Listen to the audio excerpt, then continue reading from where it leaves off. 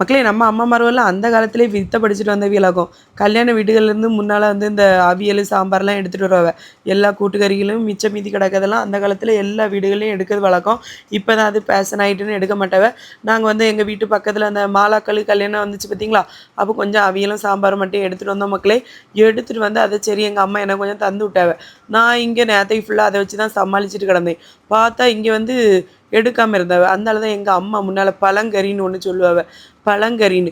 பழைய கறிய தான் அம்மா பழங்கறின்னு சொல்லியிருக்காவ. இதான் மக்களே அம்மாவின் வித்தை. அதனால சரி நம்ம வீட்டுக்காரங்க பயங்கர ஆளுல இந்த கறிய மடத்தி மடத்தி சாப்பிடுறதில்ல.